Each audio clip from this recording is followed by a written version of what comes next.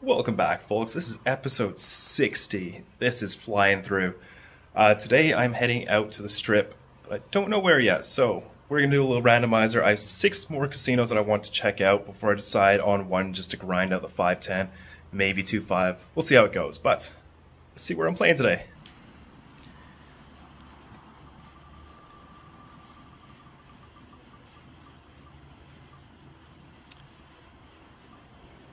Oh, close. Right, we are playing at the Bellagio today. I'll see you in the hands.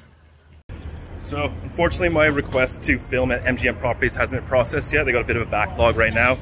So I'm gonna head on over to Caesar's Palace. Right across, they've got a 2-5 game running, so we're gonna hop into that instead. I'll see you guys in the hands.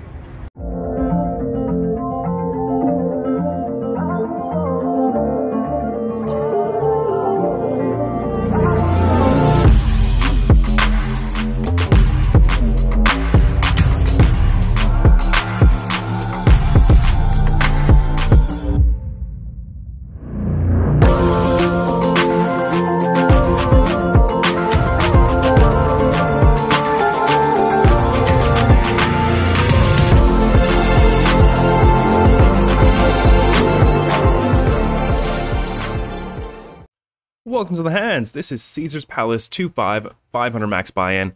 Very tight game. I have pocket 7s under the gun. Raise things up to 15, expecting to mostly take it down pre-flop, and it folds around to the big blind who makes the call, so we're actually going to see a flop. We get a nice one. It's Queen 7-4, 2 diamonds. He checks it over. I start with a very small bet. Half pot, 15. Unfortunately, the man to my right is getting a massage, which means he is never going to fight for a pot, and folds. This is going to be very indicative of this session. On to the next hand. Button has grabbed quite a few chips, like 15 or 20, and then sizes down and only makes it 10. We've got ace-6 off in the big blind, but I really shouldn't be giving these guys action. I just shouldn't. This should just be a fold, but I make the call because it's pot odds. I go to a flop of ace-jack-10 rainbow. Check it over, and he fires out a bet of 10. Got top pair, gonna call here once.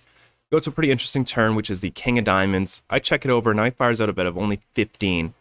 He doesn't have a queen for this size. I reckon he's got a hand like ace-king, ace-jack, something like that. Maybe king-jack. I don't know, something like that, but I don't think he's got a queen for this size, so I raise it up to 55, and he pretty quickly calls. I reckon he would have just gone all in if he had a queen here, so I'm not worried about that. River is the 10 of diamonds. Now the flush gets there. It's getting a little bit dicey for him if he's got a hand like 2 pairs, so I'm going to fire out. It doesn't have to be big. I just don't think he's going to be able to call with top like 2 pair here. The table is so nitty, so I fire up for 50, and he snap shoves all in. I fold, and he shows the pocket kings. Like, why am I giving these guys action? This is all they're playing. It is such a tight table. All right, change of plans. That game was the worst game I've ever played. An hour of that, I'm done. Backed out my car. I'm going to drive on over to the Win. They have some games there. Maybe they're going to be good. So far, the game's been really bad. I have 26 more days here. What have I done? But I'll see you at the Win. We are out of Caesar's Palace, and here at the Win, this is a 2-5, 1.5k max buy-in. I sit with 1,000, and it is a very reg-heavy game. Everyone at the table right now is a reg. They're all talking about the poker tournaments they played, ranges, blah, blah, blah. There's no recreationals at this point, but at least there's action. Low jack is raised up to 20. I randomize 50-50 between re-raise and call with my ace-jack off in the hijack, and I land on call. Folds around to the big blind, who also makes a call. We're 3 ways to a flop of queen, 8-7, 2 hearts. Pretty good board for my range. Big blind checks it over. Low jack now bets about half pot, 35. And I think we can float here with some backdoors and our overcard. Big blind now folds, and we're off to the turn, which is the 6 of hearts. Really good card for my range now. Pretty surprised to see low jack now bet out for 75. A little bit weird to see that. When people bet on cards that aren't really great for them, I tend to err more on the side of call, as well as I would most likely be calling my nut flushes here. So I just toss in the call. We're off to the river, which is the 10 of diamonds. That's a blank, and now my opponent thinks for quite a while. He's deep in the tank, and fires out a bet of 100. It's a pretty small bet. Looks like kind of like a queen 10 kind of hand, maybe king queen, ace queen. It just doesn't look too strong here, so I did float to have this hand in my range, so I could use it as a bluff. So I'm going to go for it. If he had bet larger, like 200, this would have been a snap shove all in. But with this sizing, I think we can size down a little bit. So I make it 450 to go. My opponent doesn't love it. Like, but unfortunately eventually decides on a call, and we are getting shown the Jack 10 of hearts for the turn flush. A little bit ambitious of a bluff, considering he did bet out a really bad run out for him. So I think I should have taken that into consideration and maybe not gone for it this time. On to the next hand. There were a lot of straddles this game. All the good regs were straddling every single hand. But the under the gun straddle is live. I pick up ace king off in the low jack and I raise it up to 25. Folds around to the straddler, who decides that's not enough and makes it $100 to go. I decide to 4-bet this hand this time. So I re-raise once again up to 240. Opponent doesn't think for long and tosses in the call. So we are heads up to a flop, which is beautiful when you have ace king, especially in a 4-bet pot. It is king 5-4 rainbow. Checks to me. I want to bet here, but not big at all. Less than quarter pot. So I fire out for 100. Surprisingly, my opponent just snap folds, so that's pretty nice. You know, if we had a hand like ace queen, got him off like pocket jacks or something, it's a huge win. So on to the next hand. This next hand, we're looking down an under the gun raise to 15, and I've got ace jack off in the small blind. Randomized again, 50 fold, 50 re-raise, land on re-raise. So having some fun with it. I bump things up to $60, and my opponent makes a call. Off to a flop of queen 9-6, 2 hearts. Not a great board for me. It's middling connected, so I check it over. My opponent checks behind. Off to the turn, which is the 7 of hearts. I would have checked all my flush draws on the flop, so I definitely have them all in my range. Having the jack of hearts is nice, so I do go ahead and bet out here for $60. My opponent makes a call. Off to the river, which is the 9 of diamonds. Doesn't really change much. Not flush is still going to beat trips and still going for value here. So I fire out one more time for 150. Opponent thinks about it and then raises to 400. That is the end of this adventure. I fold. Picking up ace king again. I raise things up to 15 and get 3-bet by the player in the low jack to $50. Folds back around to me. This player's quite short. They're under 500, so I don't mind getting it in. Playing with him for a few more hours, I would never have 4-bet this hand against him. He is very tight, huge, like just very tight. But I didn't know that at the time, and I 4-bet him to 110. The decision was either 4-bet small like this or just jam all in. I think both are fine, but this time I chose to go small. My opponent makes a call. We're off to a flop of 9-8 deuce 2 clubs. Since it's a 4-bet pot, this board is a little bit more inconsequential. Neither of us are going to really hit it. Pocket nines aren't really 3-betting there, so I don't think either of us have a huge nut advantage on this, so I go ahead and bet out for $55, and my opponent folds. Nice. Moving things along, we have the under the gun straddle on. I'm in the big blind with ace queen suited facing 2 limps, and I raise things up to $60. The player in the straddle, very good reg, now 3-bets me to 200, and it folds back to me. And pretty sticky spot. Ace queen suited out of position. We're going to be down to like 2.5 SPR if I call. I think calling is probably the main play. This player is very aggressive. Playing ace queen suited out of position kind of sucks. I don't know. I decided on 50% call, 50% jam. This time landed on turning my hand into a bluff, and I shoved it all in. Luckily, my opponent snapped folds, and as he threw the cards across the table, they flipped up, and we got to see the disrespectful Jack 8 of clubs 3-bets, but that one's getting through. We are once again picking up ace queen in the blinds. The under the gun straddle is live. The player next to act has limped, and Button, probably the best player at the table, has now raised up to $40. He could be ice swing super wide, and I've got ace queen, so I re-raise things up to 160. The blinds get out the way, and now the limper makes the call, and the button folds. Dream scenario. Even better when we go to a flop of Jack 10-9 all hearts. Amazing. I've got the gut shot. I'm on the open ender actually, but I've got a gut shot to the nuts. That means like if he has like a hand like Queen Jack and a king comes, we still win. As well as a nut flush draw. Just tons of equity. So I'm going to fire out a bet here. I fire at 100. My opponent thinks about it for a while. And then raises to 400. Ooh, this is tough. I can't really call here. Like, the pot will be 1,200, leaving myself with 600 behind, so half pot. Not much we can do here if I want to preserve my equity, so I'm just going to go with it. I shove all in. It's not too much more for him to call, another 600. And now he's in the tank. So I actually kind of want to fold now. He thinks it over, thinks it over, thinks it over, and then decides on a fold. Later he was talking with someone. I think he flopped the bottom end of the straight. Thank God it wasn't the 8-7 of hearts. That would have been a disaster, but picking up a pretty big pot here. On to the next hand. We have a cutoff raise to 15, and I look down at pocket jacks next to act on the button. Standard 3-bet here. I make it 50. Folds back round, and my opponent is in the tank, which means we're probably going to face a 4-bet. And we indeed do at 175. Quite large, a little bit over 3x, but pocket jacks is a bit too strong. I look over his stack. I thought he had about 1,000, so I actually did randomize between just a 5-bet shove here and just a call. I did 25% 5-bets and then the rest call. I would not have been happy jamming into 1,400 though. I thought he had 1,000. But I make the call and we're off to a flop, which is not great. Ace 5-3, 2 hearts. A lot of his 4-bet bluffs get there, right? Ace 5, Ace 4, Ace 3 suited. All of his sort of like Ace 10, Ace Jack, those kind of hands with nice removal are now all beating us. And he's still got the kings, the queens, the aces, the ace king, the ace queen in his range as well. So really rough flop for us.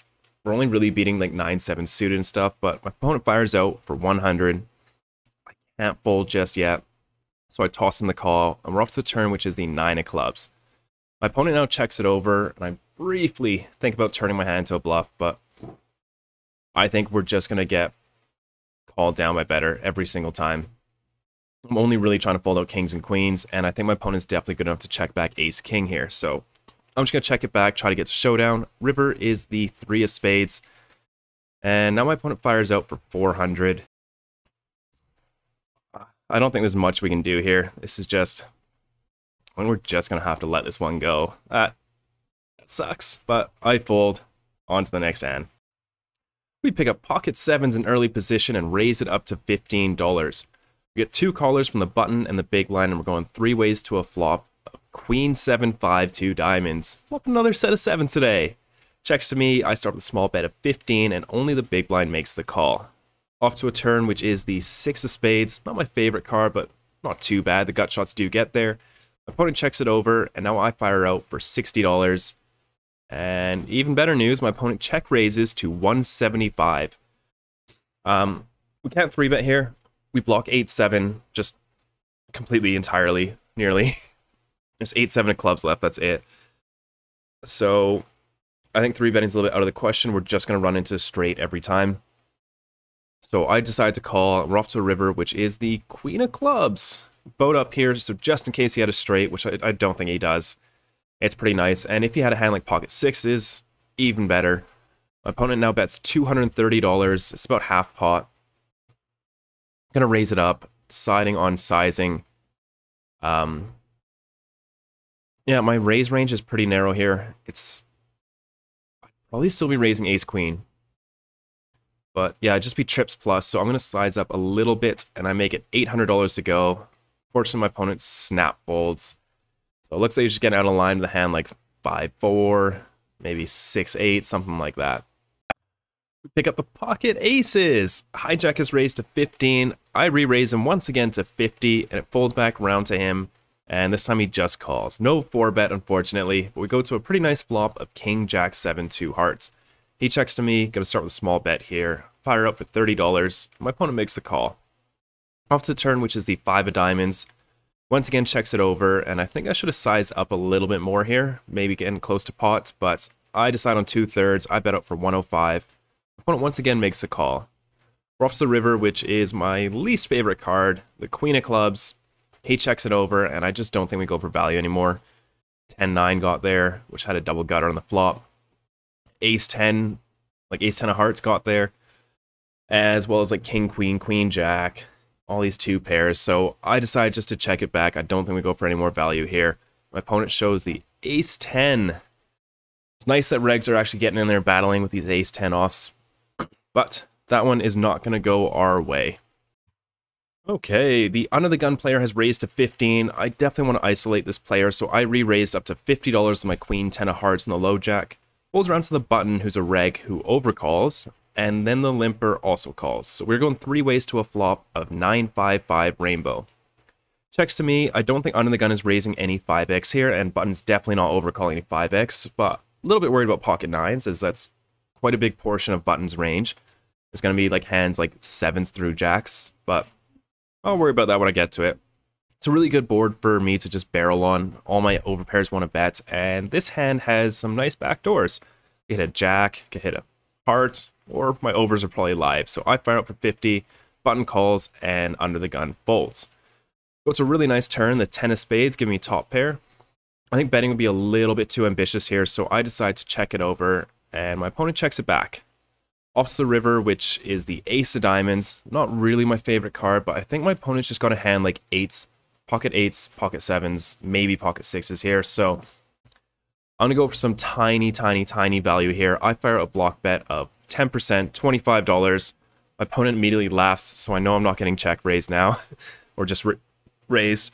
Luckily, tosses in the call. I show the 10, and it is good. Okay, under the gun straddle is live, and the player next to act has limped. I raise things up with pocket 9s in the big blinds of $50 and get both of the players to call. Off to a really nice flop of 8-6-5, 2 hearts, 1 spade. Not the best board for my range. It's nice to have some strong hands in my check back, so I do go ahead and check it back, and action checks through. Turn is the 5 of clubs, so getting a little dicey now. Trips do beat me, but my hand's still quite strong. I don't really want to go for some value just yet. I still like having some strong hands in my check back range, so I go ahead and check it back. Straddler checks, and now under the gun fires out for $100. This guy is crazy. I'm never folding here, so I toss in the call, and the other player folds. Off to the river, which is the jack of spades, pretty much a brick. I check it over, and now he fires out for $350. He could definitely have a 5, but he could also have Uno cards. This man is insane, so I don't even think about it. I just toss it in, close my eyes, and my opponent shows the 7-4 of diamonds for the flopped straight. That is unfortunate. I thought having pocket 9s was good because it blocks the only straight, but clearly it does not. We pick up pocket aces again. Let's see if we can win this time. The straddle is once again live. We have 3 limpers, and I'm in the big blind, so I squeeze things up to $70. Folds back around to hijack, who's the only player to make the call. So we're going heads up to a flop of king 10-8 rainbow.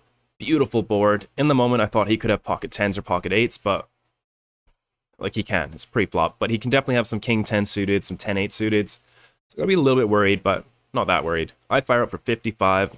My opponent pretty quickly makes the call. Off to the turn, which is the 5 of clubs. Doesn't change anything. I'm gonna keep betting. If I was good on the flop, I'm good on the turn. He could have definitely trapped on the flop because it's quite dry, but I fire out for 235. My opponent thinks about it for a while, and then calls. We're off to the river, which is the best card in the deck. It's another 5. King 10 and 10-8 are now counterfeit.